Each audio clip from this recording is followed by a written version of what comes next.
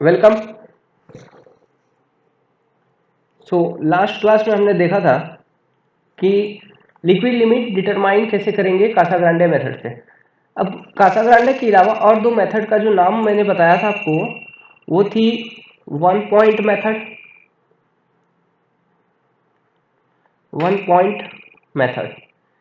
ये one point method short में discuss करेंगे, कोई ज़्यादा इंपॉर्टेंस नहीं है।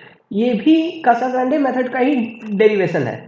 ठीक है, कासाग्रांडे मेथड में हमने क्या किया था, फ्लो कर्व बनाया था, मतलब सेम सॉइल को at different water content test किया था और नंबर ऑफ ब्लो को लॉग स्केल में रिप्रेजेंट किया था। और हमने एक फ्लो कर्व को डिटरमाइन किया था। फ्लो कर्व कुछ ऐसे दिखती थी, जिसमें इधर थी वाटर कंटेंट वैल्यूज और इसमें था नंबर ऑफ ब्लोस। इस तरह की कुछ फ्लो कर्व बनती थी। ओके, लेकिन इसका सबसे बड़ा डीमेरिट क्या है कि हमको बहुत बार एक ही एक्सपेरिमेंट को बहुत बार रिपीट करना होता था ना, मतलब एक डिफरेंट वाटर लेवल कंटेंट, लेकिन सेम एक्सपेरिमेंट को। The demerit of the कासाग्रांडे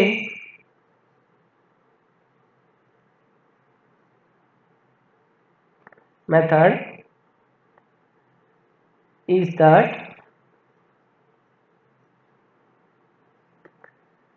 the same experiment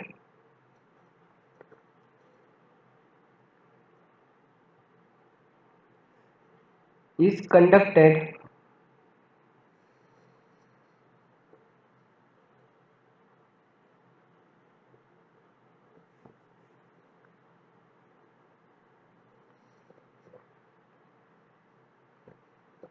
for repeated number of times to determine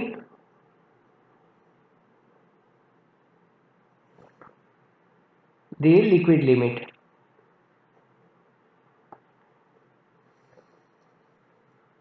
which is A time consuming method. Time सबसे इंपॉर्टेंट है किसी भी वर्क में। तो इसमें सेम एक्सपेरिमेंट बार बार करनी होती है, इसलिए ये टाइम कंज्यूमिंग है, which is a time consuming one process. अब सोचिए, अगर ऐसा हो कि यही एक्सपेरिमेंट करें लेकिन एक ही बार करें, हमको एक ही रिलेशन चाहिए log n number of blows और वाटर कंटेंट के बीच में, एक ही बार एक्सपेरिमेंट करो और हमको लिक्विड लिमिट मिल जाए, तो वो टाइम बचत हो जाएगा, क्या बच जाएगा, टाइम एफिशिएंट होगा। ठीक है, लेकिन ये जो, इसलिए इसका नाम है वन पॉइंट मेथड। इसमें हम वही करते हैं, हमको एक रिलेशन चाहिए होती है और हम लिक्विड लिमिट डिटरमाइन कर लेते हैं डायरेक्टली एक फॉर्मूला को लगा के। लेकिन ये मेथड जो है उतना एक्यूरेट नहीं है। But Casagrande method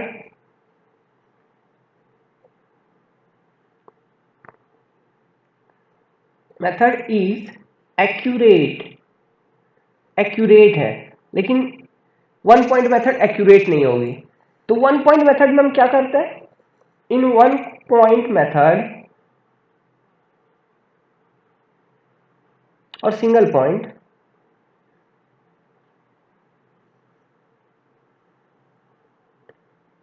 we need only one relation between number of blows and water content, then the liquid limit is calculated using a standard equation, और वो स्टैंडर्ड इक्वेशन कैसा है?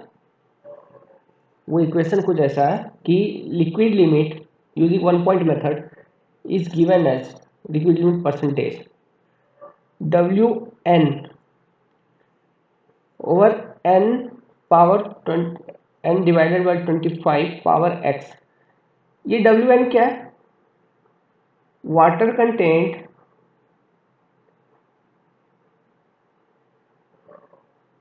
corresponding to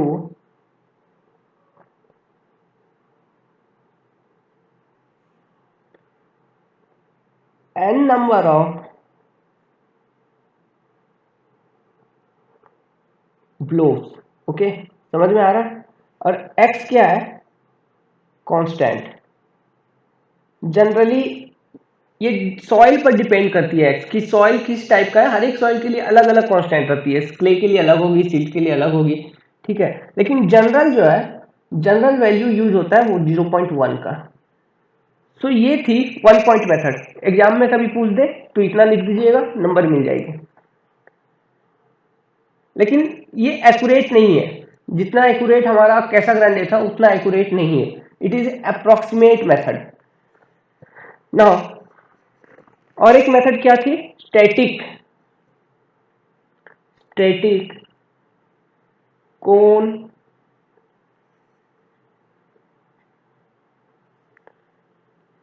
penetration method. Okay, static cone penetration method.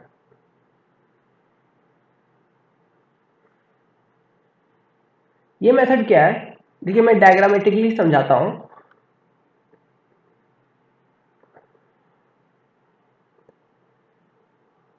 एक container लीजिए, एक cylindrical container जिसका height हो 5 centimetre और डायामीटर भी हो 5 सेंटीमीटर।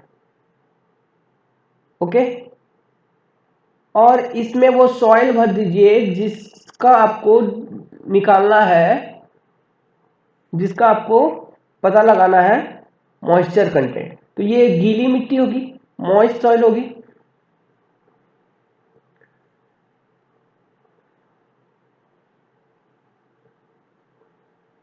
तो ये जो इसकी हाइट है वो है 5 सेंटीमीटर और डाया भी है 5 सेंटीमीटर, और ये है मॉइस्ट सॉइल सैंपल। अब क्या किया जाता है? एक कोन होती है, ठीक है, एक सॉलिड कोन होती है एक्चुअली। ये मान लीजिए वो सॉलिड कोन में बना रहा हूं, देखिए इस तरह से कुछ, जिसका सेंट्रल एंगल होगी 30 डिग्री। ये जो है सेंट्रल एंगल ये है 30 डिग्री, ये इंपॉर्टेंट है 30 डिग्री। ये है सॉलिड कोन,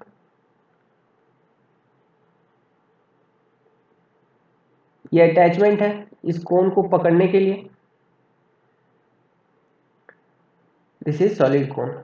ओके, अब इस कोन को हम अलाउ करते हैं पेनिट्रेशन। इसका वेट सॉलिड कोन, ये सॉलिड कोन है और इसका वेट लगभग लगभग होती है 148 ग्राम, और इसको हम अलाउ करते हैं इस मॉइस्ट सॉइल के अंदर पेनिट्रेट करने को, ठीक है।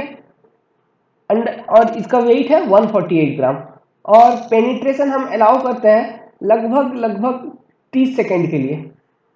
ओके, मतलब the solid cone with central angle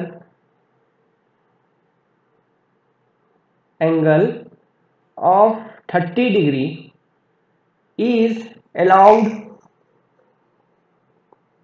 to penetrate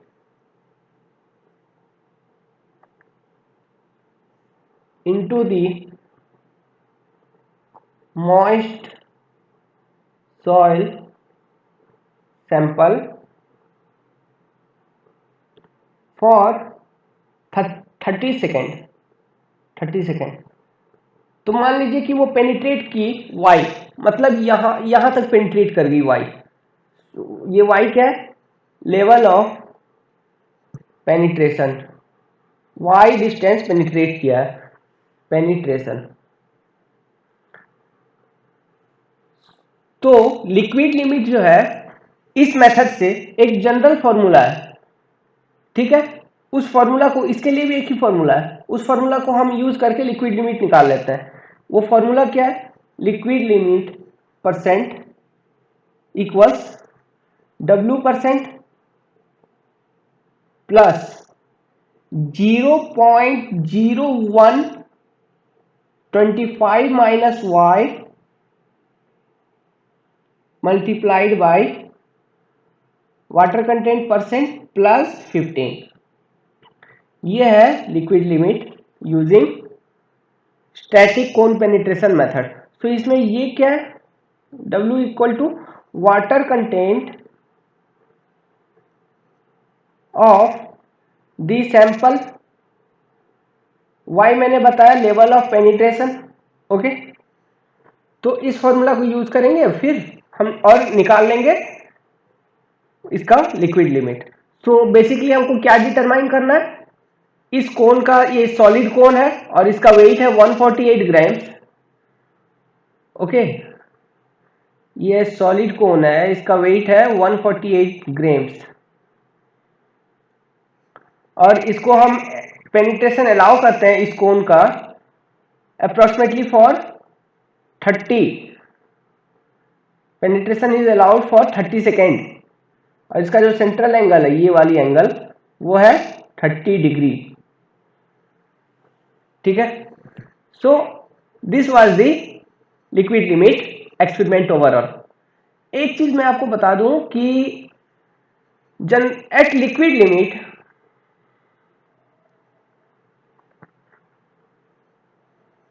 limit of soil, this shear strength बहुत कम होती है लिक्विड लिमिट पे। दिस शियर स्ट्रेंथ उसका एक स्टैंडर्ड वैल्यू है। This shear strength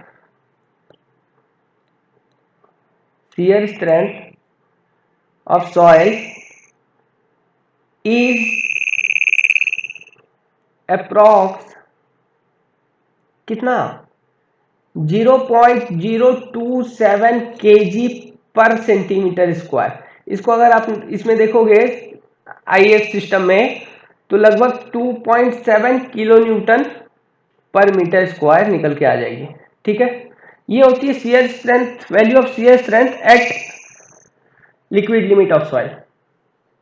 so now we ended up with the liquid limit determination, तीनों process को देखा।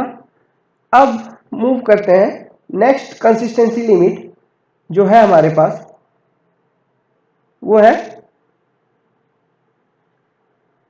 Plastic limit. So we have covered liquid limit completely. Now let's look into plastic limit. What is plastic limit of consistency? देखिए ये क्या है कि इसका जो डेफिनेशन है वो ऐसा है कि plastic limit of soil is that water content value at which consistency of soil changes from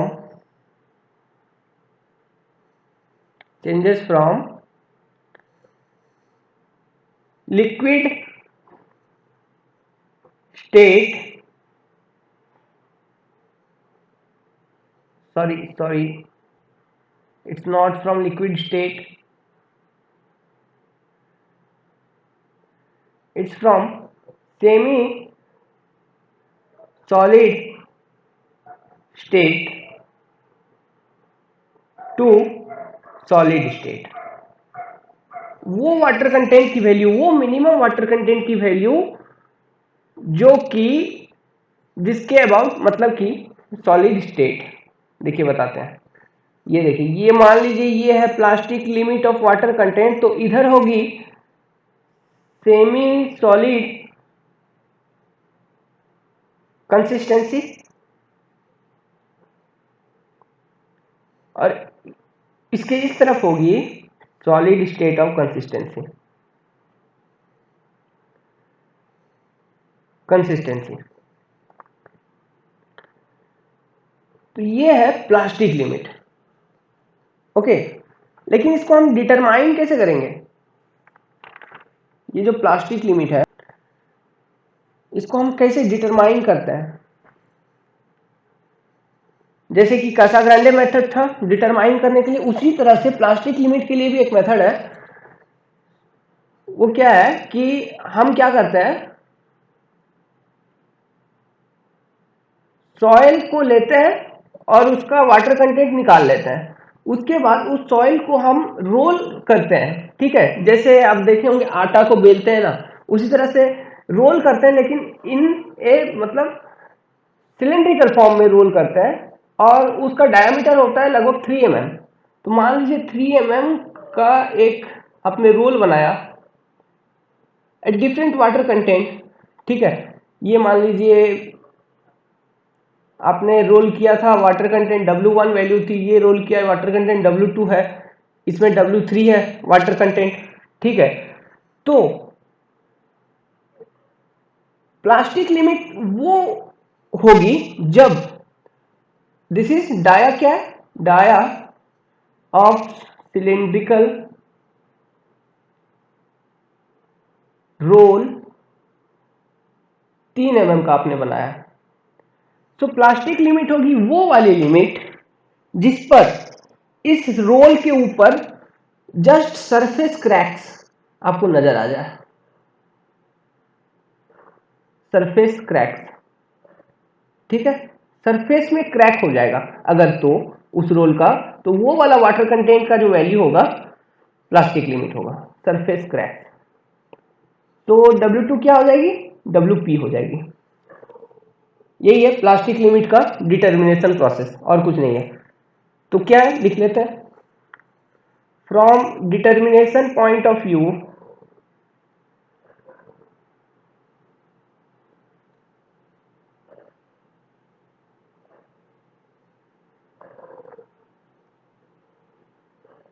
plastic limit is that minimum, सब मिनिमम है क्योंकि वो लिमिटिंग कंडीशन होती है जो भी हम निकाल रहे हैं। That minimum water content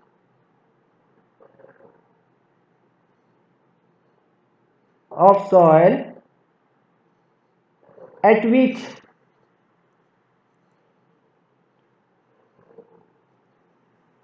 if the soil is rolled in cylindrical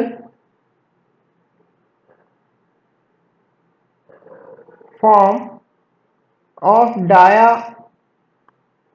3 mm, then surface crack just appears। तो वो वाटर कंटेंट की जो वैल्यू होगी वो होगी plastic limit of that soil. अब इसके करस्पॉन्डिंग एक टेबल है, जैसे हमने लिक्विड लिमिट के लिए बनाया था उसी तरह से इसके भी करस्पॉन्डिंग एक टेबल है। देखिए, type of soil and plastic limit.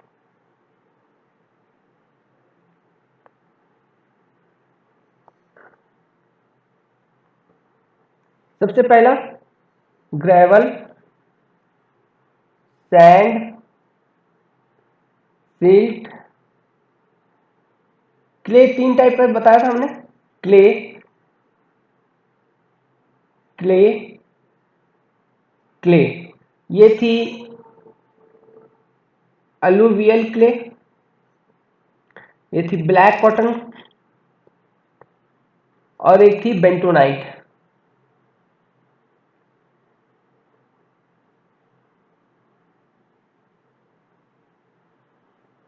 इस वैल्यू से हमको कुछ कुछ समझ में आएगा, इसलिए ये टेबल इंपॉर्टेंट है, याद रखना जरूरी नहीं है लेकिन इंपॉर्टेंट है। तो ग्रेवल और सैंड को हमने क्या बताया था, नॉन प्लास्टिक। ये क्यों है अभी देख लेंगे, यहीं पर देखेंगे। नॉन प्लास्टिक, ग्रेवल और सैंड थी नॉन प्लास्टिक। सिल्ट की जो प्लास्टिक लिमिट की वैल्यू होती है वो होती है लगभग 10 to 15%। इसकी होती है 15% से लेके 100% तक। ब्लैक कॉटन क्ले का होता है लगभग 200% से लेके 250% के रेंज में, और 200 से लेके, इसका जो होता है 200 से लेके 500 के बीच में आ जाती है प्लास्टिसिटी लिमिट। ओके, अब एक चीज देखिए, नोट है, ये नोट नहीं है, ये एक्चुअली एक टर्म बता रहे हैं अभी। देखिए हमने पढ़ा था लिक्विड लिमिट, लिक्विड लिमिट पढ़ा था WL। Okay, and plastic limit पढ़ा अभी, प्लास्टिक लिमिट WP। तो डिफरेंस जो होता है इनका, अगर आप डिफरेंस निकालोगे, difference between plastic liquid limit, क्योंकि लिक्विड में बड़ा है इसलिए बड़ा से छोटा माइनस करोगे, liquid limit and plastic limit is called as plasticity index, plasticity index. अभी तक हमने कितना इंडेक्स पढ़ा, दो इंडेक्स पढ़ा, एक पढ़ा फ्लो इंडेक्स पढ़ा है लिक्विड लिमिट का, उसका स्लोप होता है कर्व का, ये होती है प्लास्टिसिटी इंडेक्स, जिसे हम लिखते हैं आईपी। ओके, हम आईपी से मेंशन करते हैं प्लास्टिसिटी इंडेक्स। तो आईपी क्या हो गया फॉर्मूला उसका, IP equals to WL percentage minus WP percentage. तो ये क्या बताता है, इसका सिग्निफिकेंस क्या है आईपी का,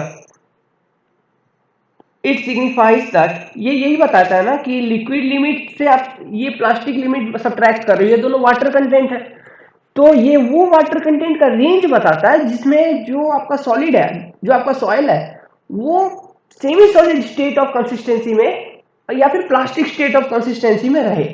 ये वो रेंज बताता है, वो range, that range of water content. So it signifies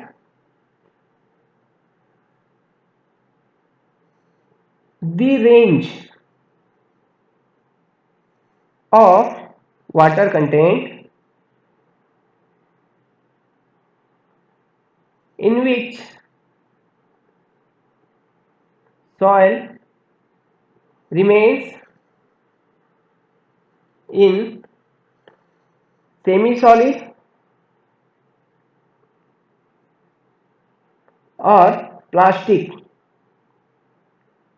state of consistency, yes or not।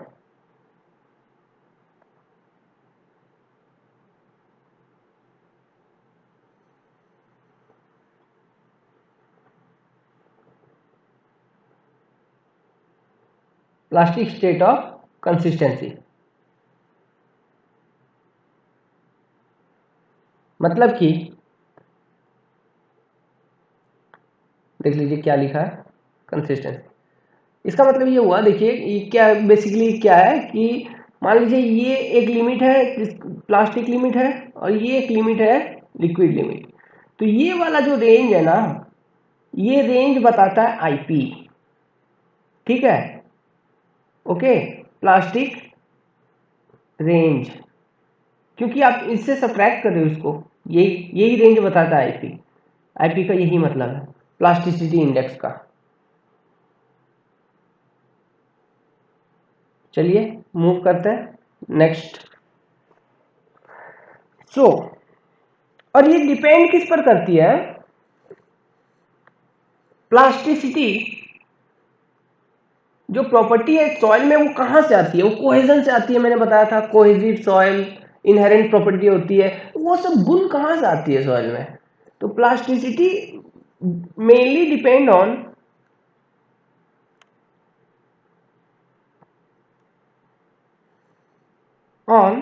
the on the following।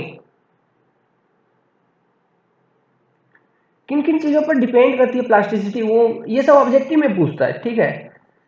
सबसे पहला टाइप ऑफ क्ले मिनरल, देखिए क्ले लिख दिया मैंने क्योंकि ये सब मिनरल जनरली क्ले में फाइंड है, इसलिए टाइप ऑफ क्ले मिनरल्स। ये कौन कौन सा होता है? इलाइट, केलोलाइट, मोंटमरिलोनाइट, ये सबसे इंपॉर्टेंट है। जिसमें प्लास्टिसिटी है उसमें मोंटमरिलोनाइट होगी।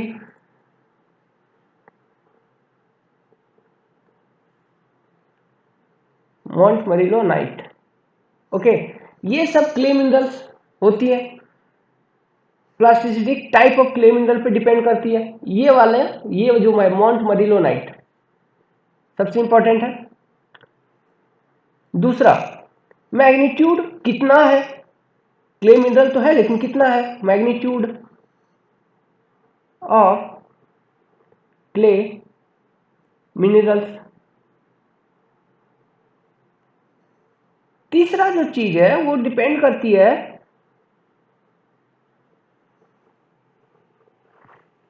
वाटर एब्जॉर्ब्ड, ये सब पढ़ेंगे, एब्जॉर्ब वाटर, ये सब सब पढ़ेंगे। Absorbed water of solid, soil solid. तो बेसिकली ये तीन चीज है जिस पर प्लास्टिसिटी डिपेंड करती है।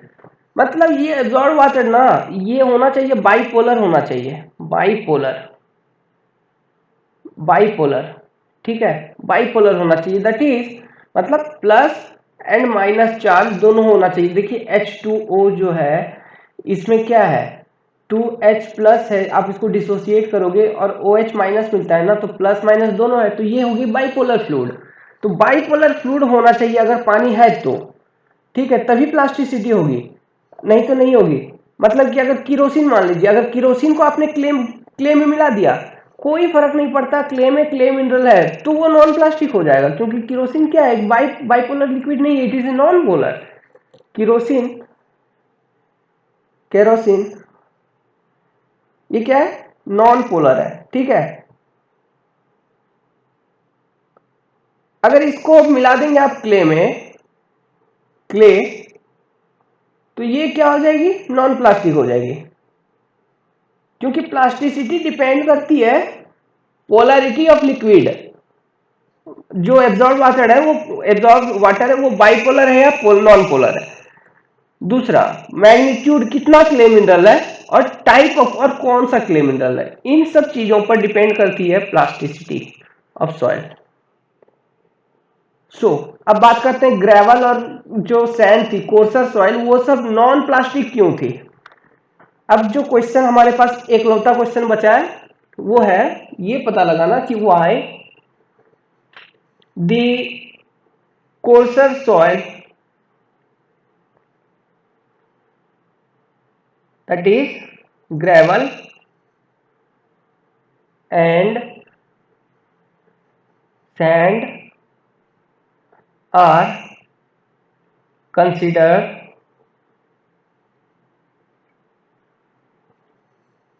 to be non plastic। इसको समझने का कोशिश करिए। देखिए हमने अभी अभी एक इंडेक्स पढ़ा, IP equal to plasticity index, जो कि बताता है रेंज ऑफ वाटर कंटेंट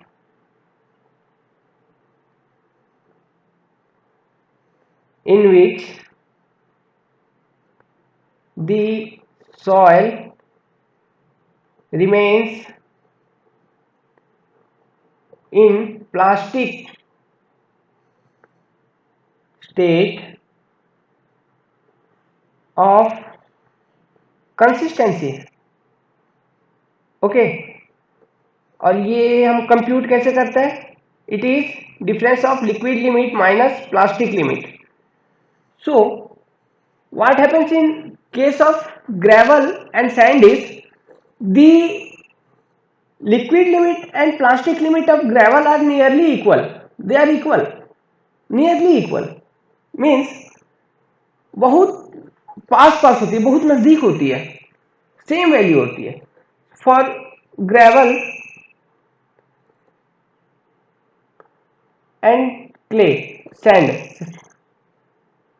क्या है? Liquid limit is approximately equal to plastic limit, that is they are nearly same.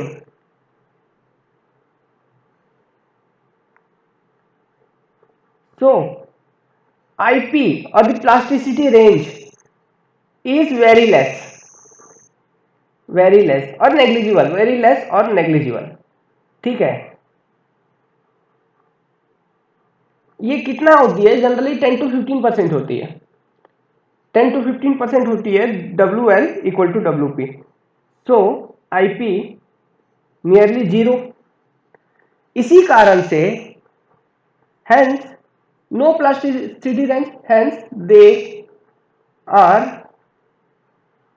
non plastic soil. ये तो देख लिया अभी नॉन प्लास्टिक क्यों है. अच्छा, और एक चीज देखिए, अभी आप कंसिडर कर लो सॉइल ए X% प्लस सॉइल बी Y% कंसिडर कर लो इसको. इन दोनों को जब ऐड किया, जो रिजल्टेंट सॉइल मिला आपको A प्लस बी, इसका IP है मान लीजिए IP1, प्लास्टिसिटी इंडेक्स 1, और इसका IP है IP2. ठीक है, तो रिजल्टेंट सॉइल का जो IP मिलेगा IP3. अब ये कैसे निकालोगे? Same very fundamental, IP1 area moment method, X% plus IP2 into Y% divided by total percentage of soil which has been mixed, X% plus Y% equals IP3. अब ये IP3 कुछ भी हो सकता है. अगर मान लो कि IP1 जीरो है तो ये IP3 कम हो जाएगा ना. तो इस तरह से आप निकाल सकते हो मिक्सचर का. ठीक है, किसी मिक्सचर का अगर प्लास्टिसिटी इंडेक्स निकालना है तो इस तरह से आप निकालेंगे. चलिए, हाँ, और एक चीज, ये प्लास्टिक लिमिट और प्लास्टिसिटी इंडेक्स किस चीज का मेजर? मैंने बताया कि प्लास्टिसिटी अगर सॉइल में है किसी सॉइल में, तो वो सॉइल में क्ले मिनरल है, मतलब वो फाइन सॉइल होगा, क्योंकि कोर्सर सॉइल जो है वो तो क्या है? नॉन प्लास्टिक है. देखिए क्या मैं बता रहा हूं, as coarser soil are non plastic. ये तो नॉन प्लास्टिक है. सो plasticity only measure the fineness of soil. मैंने बताया था percentage fineness in soil is the percentage of fine grained soil, that is silt plus clay, that is D lesser than 75 micron. Okay, so plasticity is measure of percentage fineness of soil. तो इसका मतलब क्या हो गया? If IP ज्यादा then soil will contain more clay percentage. है कि नहीं? मतलब फाइन ग्रेन ज्यादा होगा, फाइनेस ज्यादा होगा तो क्ले ज्यादा होगा या फिर सिल्ट ज्यादा होगा। मोर fine soils, fine soil that is silt plus clay. So now we have completed the plastic limit determination. अब जो नेक्स्ट हम पढ़ेंगे और एक कंसिस्टेंसी इंडेक्स पढ़ेंगे वो होगा shrinkage limit. Okay, shrinkage limit क्या है? WSR, सेम डेफिनेशन सेम है कि इट इज डिफाइंड, इसमें no it is not defined. ये क्या है shrinkage limit? It is the limiting, क्या है ये लिमिटिंग? ये सब हम कैसे बता पा रहे हैं? कंसिस्टेंसी कर्व जो मैंने बताया था, ये वाली कर्व देखिए, ये वाली कर्व जो बताया था उस चीज से हम बता रहे हैं सब, और कुछ नहीं है। तो ये थी आपका श्रिंकेज लिमिट, WSR थी।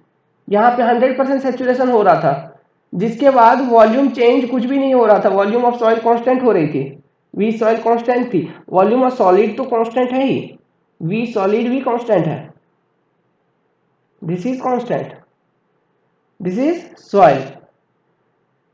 तो ये WSR श्रिंकेज, एक लिमिटिंग कंडीशन के बाद आप जितना भी हीट करोगे वाटर का रिडक्शन होगा, लेकिन ओवरऑल वॉल्यूम ऑफ सॉइल में कोई रिडक्शन नहीं हो रही थी, है कि नहीं? तो वही जो लिमिटिंग कंडीशन है ना, उसी को हम कहते हैं shrinkage limit. So it is the क्या लिमिटिंग कंडीशन। और श्रिंकेज लिमिट पे डिग्री ऑफ सैचुरेशन कितना थी? 100%। It is the limiting condition of soil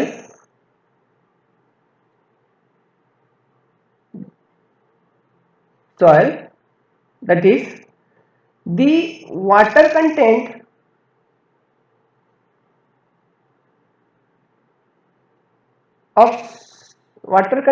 of soil is such that